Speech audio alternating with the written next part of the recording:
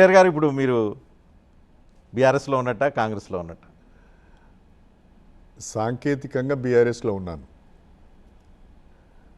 అభివృద్ధి కొరకు కాంగ్రెస్ ప్రభుత్వంతో కలిసి పనిచేస్తున్నాను. ఏదో ఇంత సుదీర్ఘ అనుభవం ఉన్న మీరు ఇంకా ఆ ఊగిసలాటలో ఉండటం కరెక్టేనా? ఊగిసలాట అనేది ఏమి లేదు. నియోజకవర్గ పరిస్థితులను దృష్టిలో పెట్టుకొని స్టేషన్ గన్పూర్ నియోజకవర్గం ఎస్సీ రిజర్వ్డ్ నియోజకవర్గం. బీఆర్ఎస్ ప్రభుత్వంలో నేను డిప్యూటీ సీఎంగా ఉండి కూడా నియోజకవర్గానికి ఏం చేయలేకపోయాను. కారణం ఏంటంటే ఆనాడున్న పరిస్థితుల దృష్ట్యా అప్పటి ముఖ్యమంత్రి మీరు స్టేషన్ గన్పూర్ నియోజకవర్గానికి వెళ్ళవలసిన అవసరం లేదు, పట్టించుకోవాల్సిన అవసరం లేదని ఆదేశించిన మేరకు నేను కాన్స్టిట్యున్సీ డెవలప్మెంట్ పట్టించుకోలేదు. ఆ 10 సంవత్సరాలు, అంతకుముందు ఒక 10 సంవత్సరాలు, దాదాపుగా ఒక 20 సంవత్సరాల నుంచి నియోజకవర్గంలో ఆశించిన మేరకు అభివృద్ధి జరగలేదు.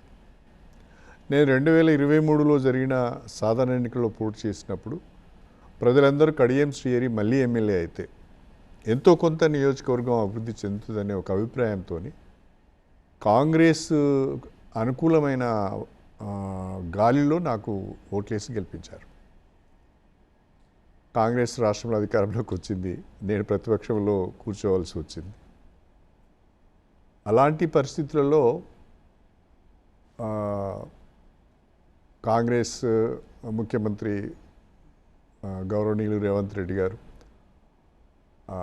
శ్రీహరి గారు, మీ అనుభవం మాకు అవసరం, మీరు ప్రభుత్వంతో కలిసి పనిచేయండి, మీ నియోజకవర్గ అభివృద్ధికి సహకరిస్తామని వారు మాట ఇవ్వడంతో నియోజకవర్గ అభివృద్ధిని దృష్టిలో పెట్టుకొని నేను కాంగ్రెస్ ప్రభుత్వంతో కలిసి పనిచేయవలసి వస్తుంది. మీరు కాంగ్రెస్ పనిచేస్తున్నాను. ఓకే, కాంగ్రెస్ ప్రభుత్వం కలిసి పనిచేస్తున్నాం అని అంటున్నారు. మీరంటే మానసికంగా కాంగ్రెస్కి దగ్గర అయిపోయినట్టు కనిపిస్తుంది.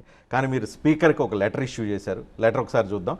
ఆ లెటర్లో మీరు నేను కాంగ్రెస్ పార్టీతో ఎటువంటి నాకు సంబంధాలు లేవు అని చెప్పి అఫీషియల్గా ఒక అఫిడవిట్ స్పీకర్కి ఇచ్చారు. సో అఫిడవిట్లో ఉన్నది మరి ఇక్కడ మీరు చెప్పేది భిన్నంగా ఉంది. కావాలంటే అఫిడవిట్, మీరు రాసిన అఫిడవిట్ ఉంది. సో ఏ రకంగా నా కాంగ్రెస్తో సంబంధాలు లేవని రాశారు? నేను స్పీకర్ గారికి ఇచ్చిన అఫిడవిట్లో నేను బీఆర్ఎస్ పార్టీలోనే కొనసాగుతున్నాను, కాంగ్రెస్ పార్టీతో సంబంధం లేదని చెప్పిన మాట వాస్తవం. అది రికార్డెడ్ ఎవిడెన్స్ కూడా. కాకపోతే ఇవాళ నేను ఎమ్మెల్యే అయిన తర్వాత కాంగ్రెస్ ప్రభుత్వం యొక్క సహకారంతో, ప్రత్యేకంగా ముఖ్యమంత్రి గౌరవనీయులు రేవంత్ రెడ్డి గారి సహకారంతో ప్రతి గ్రామంలో ఈరోజు అభివృద్ధి కార్యక్రమాలు జరుగుతున్నాయి. ఇందిరమ్మ ఇళ్ల నిర్మాణం లేని గ్రామం లేదు, అభివృద్ధి కార్యక్రమాలు జరగని గ్రామం లేదు. కానీ మీరు ఇవాళ ద రైట్ పర్సన్. మీకు సుదీర్ఘ రాజకీయ అనుభవం ఉంది, ప్రజాస్వామ్య రాజకీయాల మీద అవగాహన ఉంది, మీరు రైట్ పర్సన్ చెప్పడానికి. మీరు చెప్పండి, ప్రజాస్వామ్యంలో అధికార పార్టీ ఉండదు, ప్రతిపక్ష పార్టీ ఉంటుంది. కొంతమంది ఎన్నికవుతారు, మెజార్టీ సభ్యులు ఎన్నికవుతారు అధికార పార్టీలో, మైనార్టీ సభ్యులు ఎన్నికవుతారు ప్రతిపక్షంలో. మీరు ప్రతిపక్షంలో ఉన్న మీలాంటి వాళ్ళందరూ అభివృద్ధి కోసం అధికార పక్షంలోకి మారిపోతూ ఉంటే ప్రతిపక్షం యొక్క విలువ, ప్రజాస్వామ్యం యొక్క విలువ అనేది ఉంటుందా? వాస్తవమే. రాజ్యాంగంలో అధికార పక్షానికి ప్రతిపక్షానికి కూడా సమానమైన బాధ్యతలు ఉన్నాయి. కానీ కాలక్రమేణా ఆ సమానమైన బాధ్యతలు పోయి మొత్తం కూడా ప్రతిదీ కూడా వ్యవస్థలను కూడా అధికార పక్షం చేతుల్లోకి వెళ్ళిపోతున్నాయి. ప్రతిపక్షంలో ఉండి అరవడము, గొడవ చేయడం తప్ప, ఆందోళనలు చేయడం తప్ప ప్రజలకు ఏం చేయలేని ఒక పరిస్థితి మనకు స్పష్టంగా కనిపిస్తున్నది. ఆ పరిస్థితులలో ప్రజలకు ఇచ్చిన మాట నిలబెట్టుకొని ఎన్నుకున్న ప్రజల యొక్క ప్రాధాన్యతలే మనకు ముఖ్యం. ఎన్నుకున్న ప్రజలు ఏమి కోరుకుంటున్నారనేదే మనం ఎక్కువగా ఆలోచించవలసి వస్తుంది. సిద్ధాంతాల గురించి మాట్లాడుకుంటూ వెళ్తే నియోజకవర్గానికి సంబంధించినంత వరకు, ప్రజలకు సంబంధించినంత వరకు ఎక్కువగా న్యాయం చేయలేము ఇప్పుడున్న పరిస్థితులు అనేది నా అభిప్రాయం. ఒకప్పుడు ప్రతిపక్షంలో ఉన్న వాళ్ళు అధికార పార్టీ చేస్తున్న తప్పులపైన, ప్రభుత్వం చేస్తున్న తప్పులపైన ఎత్తి చూపితే ప్రజలు బ్రహ్మాండంగా వాళ్ళను రిసీవ్ చేసుకునేవాళ్ళు, మళ్ళీ వాళ్ళకు ఆదరణ ఉండేది. కానీ ఇప్పుడున్న పరిస్థితుల్లో ప్రజల అభివృద్ధిని కోరుకుంటున్నారు. ప్రత్యేకంగా గ్రామాలలో ఏం జరిగింది, నియోజకవర్గంలో ఏం జరిగింది, వాళ్ళకి వ్యక్తిగతంగా ఏం జరిగింది, కుటుంబానికి ఏం జరిగింది అనేది ఎక్కువగా చూస్తున్నారు. అలాంటప్పుడు మనం ప్రజలకు చేరువగా ఉండాలన్నా, ప్రజలకు మన ద్వారా ఏదైనా మేలు జరగాలన్నా కాస్తో కూస్తో అధికార పార్టీ యొక్క సహకారం లేకుండా చేయడం ప్రస్తుత పరిస్థితుల్లో కష్టంగా సో ఉంది. ఇప్పుడున్న రాజకీయాల్లో ఓన్లీ అధికార పక్షంలో ఉంటేనే విలువ, అధికార పక్షంతో అంటగా విలువ అని విలువ, కాదు. అధికార విలువ- పక్షంతో అసోసియేట్ అయితేనే విలువ. విలువ ముచ్చట కాదు ఇక్కడ. విలువ ఎక్కడున్నా ఉంటుంది. వ్యక్తిని బట్టి విలువ ఉంటుంది, ప్రవర్తనను బట్టి విలువ ఉంటుంది. విలువకు సంబంధించిన విషయం కాదు.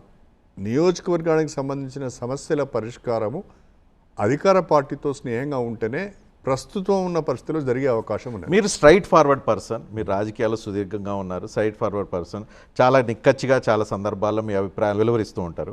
అలాంటి మీరు మీ రాజకీయ చమరాంకంలో ఇలా కాంగ్రెస్తో ఉండలేక, కాంగ్రెస్తో ఉంటూ బీఆర్ఎస్లో ఉండాల్సిన మీరు అక్కడ ఉండలేక ఉండటం మీకు బాధగా అనిపించట్లేదా? అంటే కొంత ఉంటుంది, కొంత మీరు అన్నట్టు దాంట్లో ఇబ్బందికరమైన పరిస్థితులే ఉంటాయి. కానీ అన్నిటికంటే మనకు సంతృప్తినిచ్చే విషయం ఏంటి అంటే ప్రజలు ఎన్నుకున్న ప్రజలకు, ఎన్నుకున్న నియోజకవర్గానికి మనకు అవకాశం వచ్చినప్పుడు కొంత పని చేస్తున్నాం కదా, కొంత అభివృద్ధి చేస్తున్నామనే ఒక సంతృప్తి మాత్రం మిగులుతుంది. అంటే చాలామంది రాజకీయాల్లో ఫిరాయించారు, ఈ పార్టీలోంచి ఆ పార్టీలోకి ఫిరాయించారంటే ఓకే, కానీ కడియం శ్రీ గారు కూడా ఫిరాయించారా అంటే అందరు సర్ప్రైజ్తో. నేనేం అతీతుని కాదు కదా. ఇవాళ దేశవ్యాప్తంగా ఫిరాయింపు చట్టంలో ఉన్న లోపాలను, లొసుగులను ఆసరాగా చేసుకొని చాలా రాజకీయ పార్టీలు ఫిరాయింపులను ప్రోత్సహించినాయి, చాలామంది ఫిరాయింపులు చేశారు. ఆ మాటకు వస్తే ఒక పార్టీలో గెలిచి ఇంకో పార్టీతో కలిసి ప్రయాణం చేసిన వాళ్ళు చాలామంది కూడా ఉన్నారు. అందులో నేను మొదటివాడిని కాదు, చివరివాడిని కూడా కాదు. కానీ మీలాంటి వాళ్ళు ఉండకూడదు అనుకునే వాళ్ళు నాలాంటి వాళ్ళు ఉంటారు. చాలామంది ఉంటారు అట్లా. మీతో పాటు చాలామంది కూడా కడియం శ్రీహరి కూడా ఇట్లా చేస్తాడని అనుకునే వాళ్ళు ఉన్నారు. కాకపోతే ఏంటి అంటే ఇప్పుడు మీరు రాజకీయ పార్టీల యొక్క చరిత్ర చూడండి.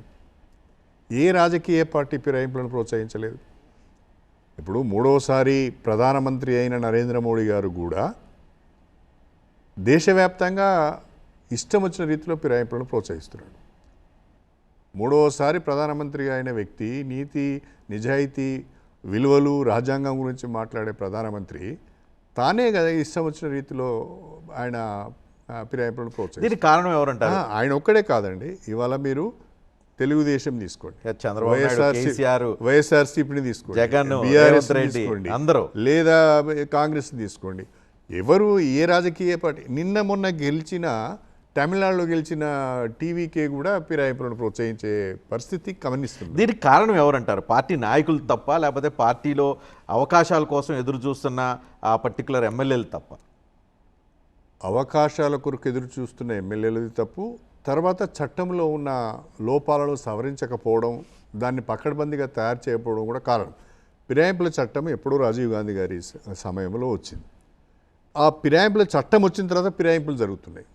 ఈ ఫిరాయింపులు ఎందుకు జరుగుతున్నాయని దేశంలో ఉన్న అధికార పక్షం కానీ, లేకుంటే అట్లీస్ట్ సుప్రీంకోర్టు కానీ సుమోటోగా తీసుకొని దీన్ని పకడ్బందీగా చట్టం ఉండాలి. ఒక్కసారి ఒక మనిషి ఒక పార్టీలో గెలిచి ఇంకో పార్టీ వైపు చూస్తే అనే సభ్యత్వం రద్దు కావాలనే విధంగా చట్టాన్ని సవరించే అవకాశం మనకు ఉంది కదా. ఎందుకు చేయరు అంటే ఎవరి స్వార్థం వాళ్ళకున్నది.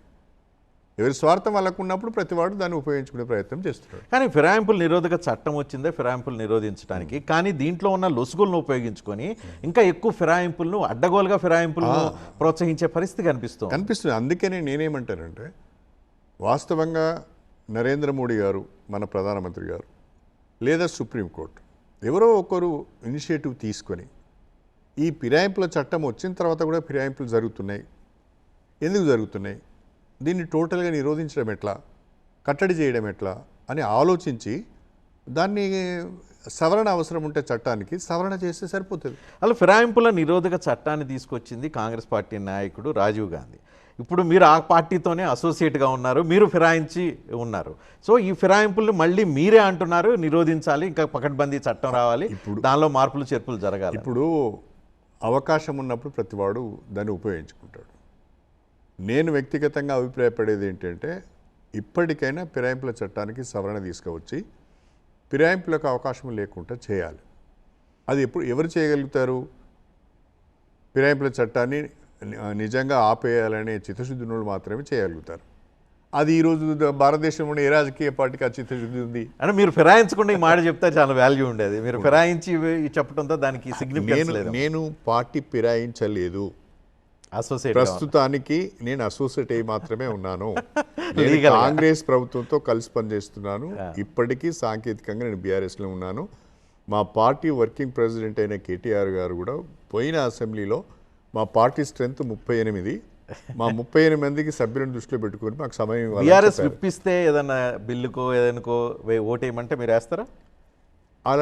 అలాంటి పరిస్థితే రాలేదు కదా. అలాంటి పరిస్థితి వచ్చినప్పుడు తప్పకుండా బీఆర్ఎస్లో ఉన్నాం కాబట్టి పాటించవలసి వస్తుంది కదా. ఓకే. ఇప్పటి వరకు బీఆర్ఎస్ ఈ రోజు వరకు కూడా బీఆర్ఎస్ మమ్మల్ని క్లారిఫికేషన్ అడిగింది లేదు. మాకు ఒక షోకాజ్ నోటీస్ ఇచ్చింది లేదు. మాకు ఒక విప్ ఇచ్చింది లేదు. మాకు కేసీఆర్ నుంచి ఈ రోజు వరకు కూడా ఒక లేఖ అంటూ కూడా రాలేదు. ఎవరో ఇప్పుడు యాక్చువల్గా ఫిరాయింపు చేసిన ఎమ్మెల్యేల మీద పార్టీ కోర్టుకు వెళ్ళాలి, వ్యక్తులు కోర్టుకు వెళ్తున్నారు. అంటే పార్టీకి ఎందుకు వెళ్ళడం లేదంటే పార్టీకి కోర్టుకు వెళ్ళే నైతికత లేదు. ఎందుకంటే కేసీఆర్ గారే తాను ముఖ్యమంత్రిగా ఉన్న 2 పర్యాయాలు 36 మంది ఎమ్మెల్యేలను పార్టీలోకి తీసుకున్నాడు. అందులో రాజీనామా చేయకుండా కొంతమంది మంత్రులను కూడా చేసిండు. కాబట్టి ఆ పరిస్థితులలో ఆయన కోర్టుకు వెళ్ళి పార్టీ పరంగా కోర్టుకు వెళ్ళే పరిస్థితి లేక వ్యక్తుల ద్వారా కోర్టుకు వెళ్ళే పంపిస్తున్నాడు. స్పష్టంగా కనిపిస్తున్నది ఆయనకు. రైట్.